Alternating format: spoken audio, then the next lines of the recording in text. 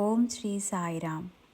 అంతర్జాతీయ షిరిడి సాయి సేవా భక్త ట్రస్ట్ వారి ఆధ్వర్యంలో ప్రతి శనివారం జూమ్లో ఎందరో ప్రముఖ వ్యక్తులు వచ్చేసి సాయి ప్రేమతత్వాన్ని అందించడమే కాకుండా సాయి ప్రేమను అందరం ఆస్వాదిస్తున్నాం. మీరందరూ కూడా జూమ్లో పాల్గొనాలని, లేనివారు యూట్యూబ్లో చూసి బాబా ప్రేమను పొందుతున్నారని భావిస్తున్నాం.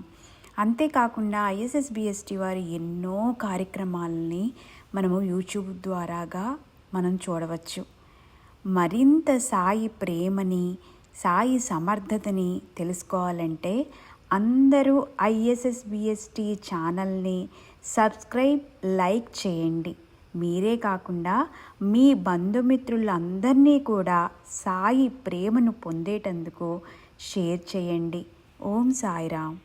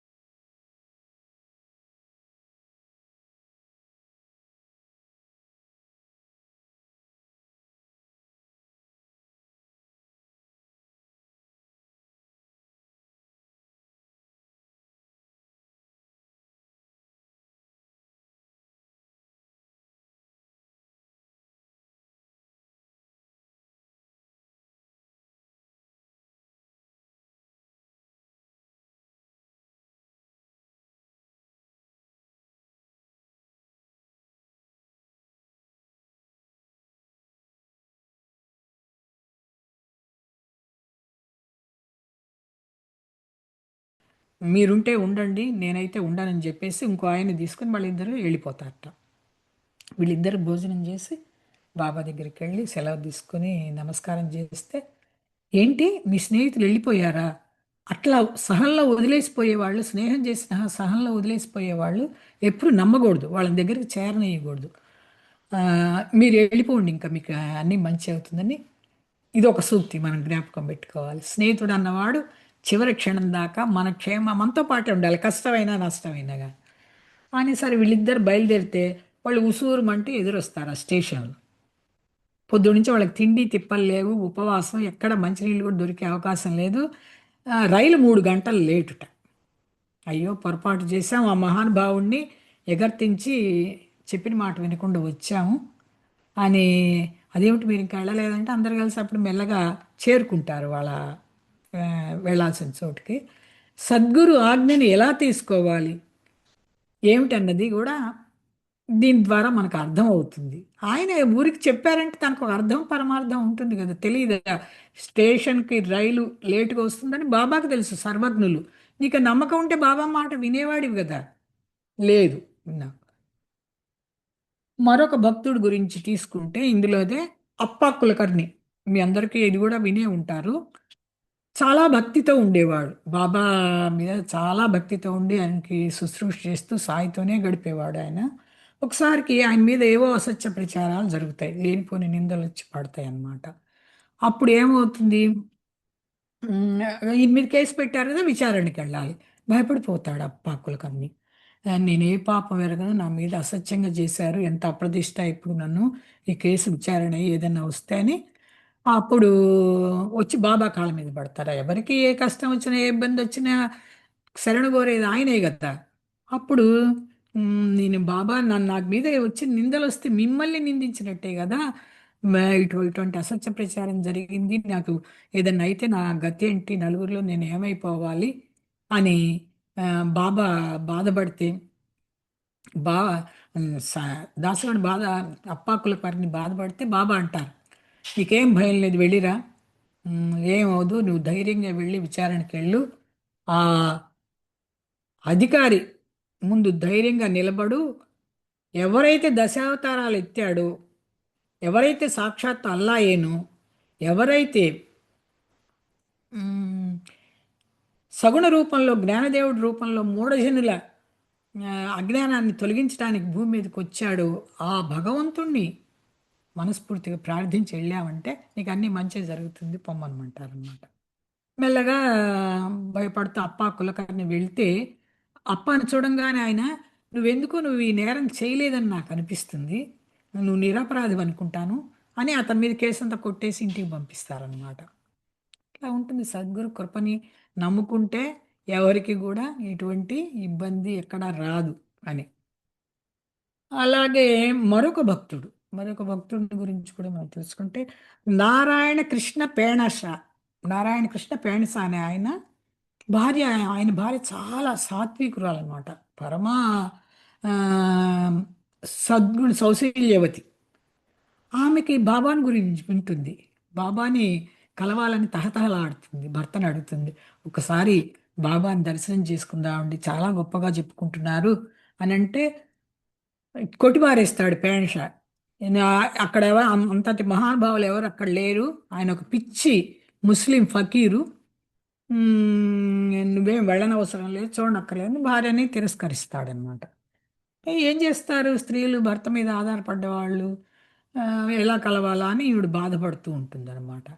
ఈ పేష ఒకసారి తన ఆఫీస్ పని మీద వేరే గ్రామాలు పర్యటించాల్సిన అవసరం వస్తుందన్నమాట. వాళ్ళు అలా తిరుగుతూ తిరుగుతూ షిరిడి గ్రామానికి వస్తారు. ఈ భార్యకి ఏం చేస్తుంది, వెళ్ళిపోతుంది, మసీదుకి వెళ్ళి బాబాని దర్శనం చేసుకుంటుంది. ఆవిడ ఎంతో సంతోషపడిపోతుంది, చాలా ఆనందపడిపోతుంది. బాబా ఎంతో మహనీయుడన్న విషయం అర్థమైపోతుంది. వచ్చి భర్తని హెచ్చరిస్తుంది, మీరు పొరపాటు పడ్డారు, బాబా ఎంతో మహనీయులు, ఒక్కసారి ఆయన దర్శనం చేసుకోండి, మనకు ఎంతో మంచి జరుగుతుందని ఎంతో నచ్చజెప్తుంది. సరే అయిష్టంగానే ఈయన వెళ్తాడు, ద్వారకామాయికి వెళ్ళి బాబా దర్శనం చేసుకుందామని భార్య మాట మీద వెళ్తే ఈ అడుగు ముందుకేస్తే రాయితో కొడతానని బెదిరిస్తాడు బాబా. నేను పచ్చి మోసగాడిని, నేను ఒక పిచ్చి ఫకీర్ని, నువ్వు అగ్రకుల బ్రాహ్మణుడివి, నా దగ్గరకు వస్తే పతనం అవుతారు, నా దర్శనం చేసుకోదు, పోండి వెళ్ళిపోండి అని రాయి తీసుకుంటాను. ఇక బాబా సర్వజ్ఞ అన్న విషయం అర్థమయ్యి వణికిపోతాడు పేంష. ఏం చేయాలని పశ్చాత్తాపం కలుగుతుంది, బాధపడుతుంటే అప్పుడు అప్పా కులకర్ణ వచ్చి వీళ్ళిద్దరికి కొంచెం మధ్యవర్తిత్వం చేసి అతను కూడా బాబా, ఎందుకంటే ఆమె కోసం ఈయన్ని క్షమించి తీరాలి బాబా, అందుకని బాబా కృపను పొంది తర్వాత మంచి భక్తుడు అవుతాడు బాబాకి. అదే ఇంకో సందర్భంలో షిరిడీలో ఇంతకుముందు కూడా తిరగలపిండి కథ చదివేటప్పుడు సచ్చరిత్రలో వచ్చింది, కలరా వ్యాధి వ్యాపిస్తుందన్నమాట. మన అప్పాకి కలరా వ్యాధి సోకుతుంది. సోకితే వాంతులు విరోచనాలు ఆకుండా అవుతున్నాయి. షిరిడి కుగ్రామము, పెద్దగా వైద్య వసతులు లేని ఊరు. ఈయన ఒళ్ళంతా చల్లబడుతుందిట, మంచు ముద్దలాగా అయిపోతుంది. మంచు ముద్దలాగా అయిపోయి ఇక అందరూ హోప్స్ వదులుకొతారు. భార్య కంగారు పడి ఏడుస్తూ వలవల్లాడుతూ బాబా దగ్గరికి పరిగెత్తుతుంది అనమాట. మరి ఏ కష్టం వచ్చినా వాళ్ళకి బాబా దగ్గరికే వెళ్తారు. మనందరికి తెలిసినట్టు చిన్న చిన్న వైద్యాలు కూడా బాబా చేసి తగ్గించేవాళ్ళు కదా. అప్పుడు రక్షించమని వేడుకుని, నా మాంగళ్యాన్ని కాపాడు, నా పశువు కుంకులను కాపాడు, ఏం చేయాలని. అప్పుడు బాబా ఏం చెప్తారు, ఇవి మనం గుర్తుపెట్టుకోవాల్సినవి ఇవన్నమాట. జన్మించిన ప్రతివారు ఏదో ఒక రోజు పోక తప్పదు. జన్మ మరణాలు అనేవి ఆ ఈశ్వరుని లీల. ఈశ్వరుడే అంతటా నిండి ఉన్నాడు, అందుకు వ్యతిరేకంగా చేయకూడదు, చేస్తే ఏమిటి ఎటువంటి ఉపయోగం కూడా ఉండదు. అసలు పుట్టేదెవరు, మరణించేదెవరు, ఈ జ్ఞాన నేత్రాలతో చూస్తే ఆయన నుంచి మనం వేరు కాదని తెలుస్తుంది. వస్తాం మళ్ళీపోయి ఆయన దగ్గరికి వెళ్ళిపోతాం, చొక్కా చినిగిపోయినా లేదా అది నచ్చకపోయినా దాన్ని అవతల పడేస్తాం. అలాగే ఈ శరీర ధారణ కూడా, ప్రాణం శరీరాన్ని ధరిస్తుంది, ఆ ప్రాణం అక్షయం, అభంగము, నిర్వికల్పము. కనుక విభూది లాంటివి పెట్టవాకు, ఊరికినే చినిగిన వస్త్రాన్ని మళ్ళీ అతుకు పెట్టడానికి నువ్వు ప్రయత్నం చేయవాకు, అప్పాన్ని అడ్డగించుకో, అతని స్వస్థలానికి అతన్ని పోని. నాకన్నా ముందే అప్ప కఫ్నీని మార్చుకున్నాడు, నువ్వు అప్పాకి అడ్డు రాకు, అప్పాకి సద్గతి తప్పకుండా లభిస్తుంది, మోక్షం దొరుకుతుంది నచ్చ చెప్తారు బాబా. మరణాన్ని ఎలా తీసుకోవాలి, ఎలా సహించాలి ఆ దుఃఖాన్ని అన్నది బాబా మనకి నేర్పినట్టే కదా. ఆ రకంగా ఆ విషయాలు నేర్చుకుంటూ మనం ముందుకు పోవాలి మన ఆధ్యాత్మిక జీవితంలో. అసలు మనకి ఇన్ని మంచి మాటలు బాబా నోట్లోంచి రావటానికి మనకి నానా సాహెబ్ చందోర్కర్ కారణం. ఎక్కువ ఆయన పండితుడు, ఆయన ఎన్నో భాగవత రామాయణ పురాణాలు జ్ఞానేశ్వరి ఔపోసన పట్టిన మహానుభావుడు. ఆయనకి ఆధ్యాత్మిక జిజ్ఞాస చాలా ఎక్కువగా ఉండేదిట. బాబాని ప్రశ్నలు వేస్తూ ఉండేవాడు అనమాట. ఒకరోజు బాబాని కలిసినప్పుడు ఈ చందోర్కర్ అడుగుతాడు, ఈ సంసార జంజాటం చాలు నాకు. శాస్త్రాలన్నీ కూడా ఈ సంసారాన్ని నిస్సారం అని అంటున్నాయి. ఈ ప్రాపంచిక సంఖ్యలను నాకు తొలగించేసే. సుఖం ఇచ్చే ప్రతిదీ కూడా దుఃఖాన్ని కూడా ఇస్తోంది. ఈ ఆశ చాలా క్షుద్రమైనది. అడుగడుగునా అది మనల్ని విసిగిస్తోంది. నాకు ఈ సంసారం అంటే విసుగొచ్చింది. నాకు ఇందులోంచి విముక్తి కలిగించమంటారు. ఇందులో చాలా విస్తారంగా చెప్పారు. ప్రతి మాట ఏదో భావనలాగా చెప్పడానికి వీల్లేదు. ప్రతి లైను మీకు చదివి వినిపించాల్సిందే. సాధ్యమైనంత మటుకు కొంత మటుకు చేసుకుందాం. అప్పుడు బాబాయ్ అంటే, "నువ్వు చెప్పింది కొంత మటుకు నిజమే. అయినప్పటికీ దేహం ఉన్నంత వరకు సంసారం ఉండనే ఉంటుంది. దాన్ని ఎవరు కూడా తప్పించుకోలేరు. ఈ దేహం మీద సంసారం మీద ప్రభావం కూడా ఉంటుంది. కామ మోహ మద మాత్సర్యాల మధ్య ఉన్న పరస్పర సంబంధమే సంసారము. ఈ మనో వ్యాపారాల పేరే సంసారము. శారీరక ధర్మాలన్నీ కూడా సంసారం కిందే వస్తాయి. సాంసారిక స్వరూపం ఈ రెండు వస్తువుల మిశ్రమం. రెండు వస్తువులు అంటే సుఖ దుఃఖాలు. ఈ సంసార బంధనాలు తెంచటం ఎవ్వరి వల్ల కాదు. దారా పుత్రులు కుమార్తెలు వీరంతా కూడా సంసారమే. నీ అంతట నువ్వు నిర్మించుకున్న సంసారాన్ని నువ్వే అసహించుకుంటే ఎలా? సంచిత క్రియామాణ కర్మల ఫలితమే దేహానికి కలిగే ప్రారంధం. ఈ ప్రారంధమే మన జన్మకి మూలం. ఈ ప్రారంధాన్ని అనుభవిస్తే గాని ఎవరు తప్పించుకోలేరు. మళ్ళీ ఇక్కడ ఇందులో పేదలు, మధ్యతరగతి వాళ్ళు, ధనవంతులు, వానప్రస్థులు, సన్యాసులు, ఉచ్చమైన వారు, నీచమైన వాళ్ళు, జంతువులు, వీటి అన్నిటి అస్తిత్వానికి ప్రాణమే కారణం. అందరిలోని ప్రాణం ఒకేలాగా ఉన్నప్పటికి కూడా మరి ఇన్నిన్ని భిన్న స్వరూపాలు, భిన్నతత్వాలు ఎందుకు ఉన్నట్టు? ఇవన్నీ కూడా ఆలోచిస్తే సంచిత క్రియమాణాల వల్లనే ప్రాణులు రకరకాలుగా ఉన్నట్టు తెలుస్తోంది. జాతిని బట్టి లక్షణం. ఆ స్థితిని అసహించుకుంటే ఎట్లా? మాంసాన్ని తింటాం పులి లక్షణం, మలం తింటాం పంది లక్షణం. వాటి దేహ స్వభావాలను బట్టి ప్రవర్తిస్తుంటారు. కొన్ని సింహాలేమో గొలుసులతో కట్టి జూలో పెట్టుకుంటే, కొన్ని సింహాలు స్వేచ్ఛగా అడవుల్లో తిరుగుతుంటాయి. అలాగే ధనవంతుల కుక్కలు పట్టుపరుపుల మీద హాయిగా పవళిస్తే వీధి కుక్కలు వాటి ఆహారం కోసం వెతుక్కుంటూ తిరుగుతుంటాయి అని ఇట్లాంటి విషయాలు మంచిగా ఎన్ని చెప్తారు. కొందరు పేదవాళ్ళు, కొందరు అదృష్టవంతులు, కొందరు అనాథరు, కొందరు బిచ్చగాళ్ళు, కొందరు సంపదతో తొలతూగుతుంటారు.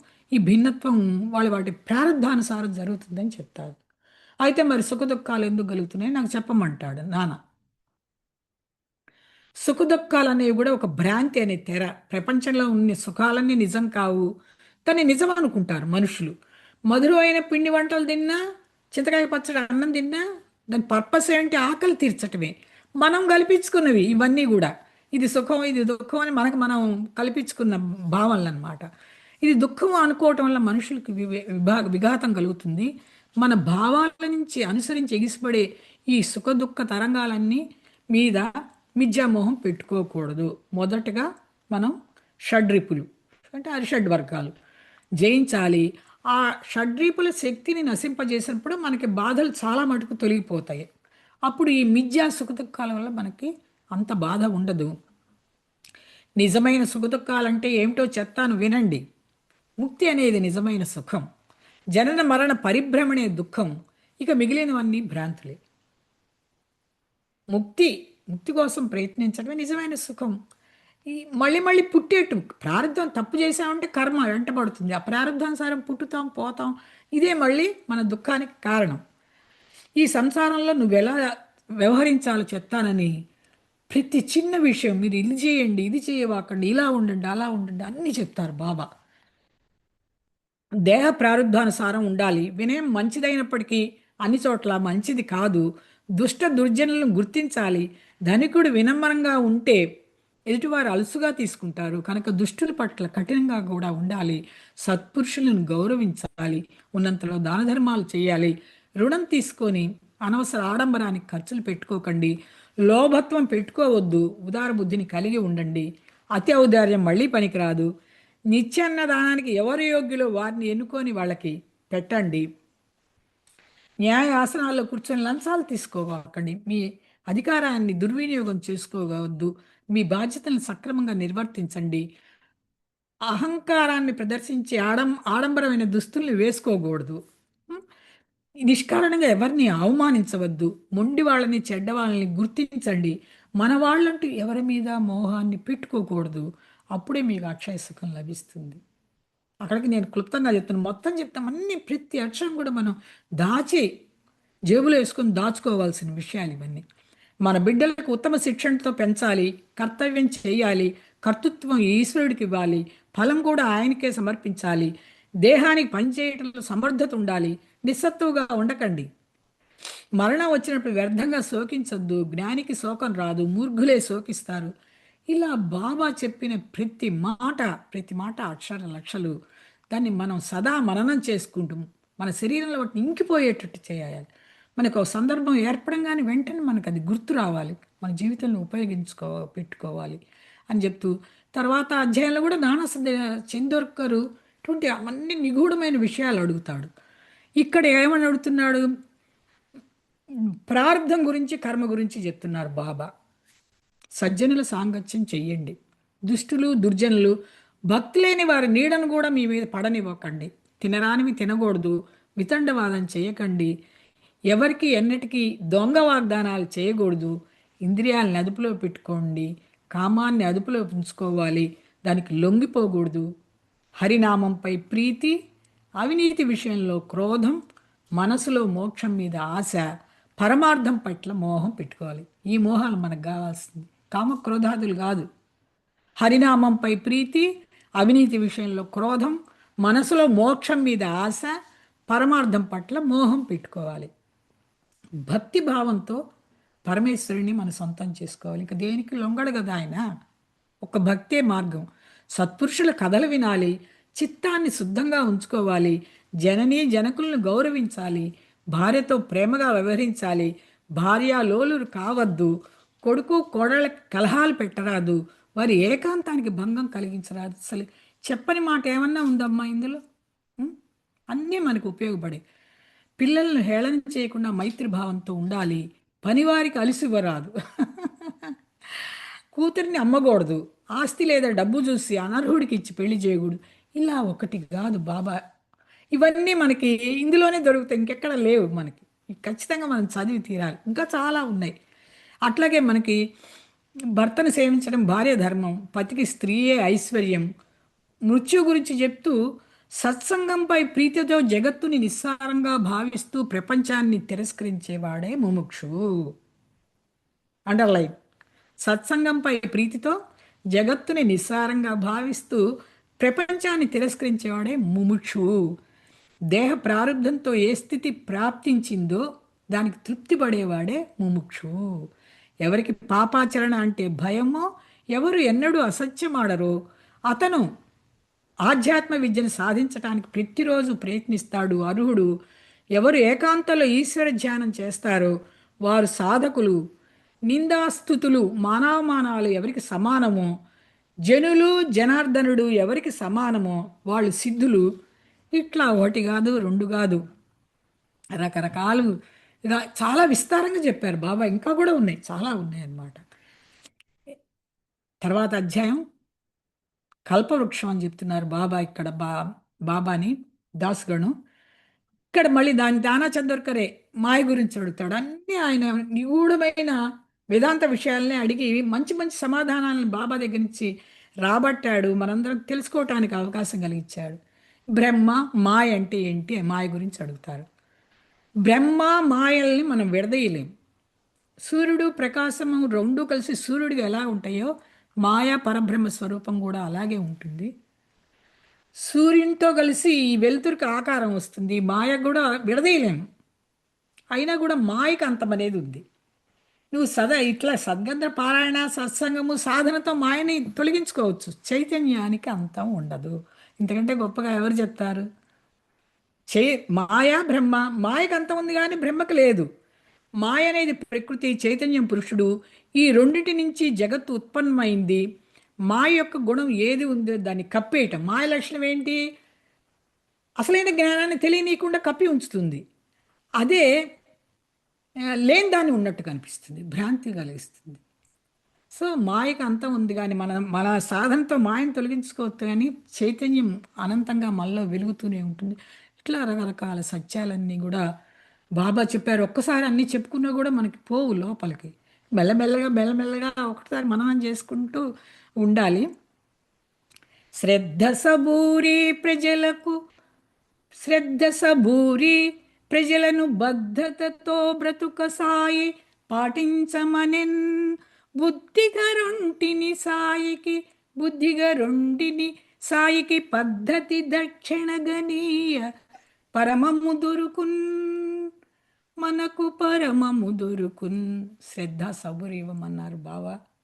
ఆ విశ్వాసాన్ని, ఆ భక్తిని పెంచుకుంటూ ఇట్లాగే మళ్ళీ మళ్ళీ మళ్ళీ మళ్ళీ ఈ విషయాల్ని మళ్ళీ తెలుసుకుంటూ, మళ్ళీ చదువుకుంటూ, నలుగురితో మళ్ళీ పంచుకుంటూ మనం మన జీవితాల్ని ఆ బాబా అడుగుజాడల్లో నడిపించుకుంటూ ముందుకు పోదాం.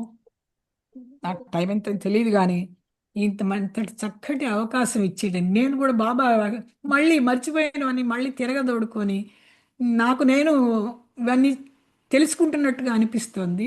ఈ అవకాశం కలిగించిన సాయి ఆల్ ఇండియా ట్రస్టీ సమితి వారికి, చెల్లెలు సోదరి సుచిత్రకు ధన్యవాదాలు, కృతజ్ఞతలు చెప్తూ జై సాయిరాం.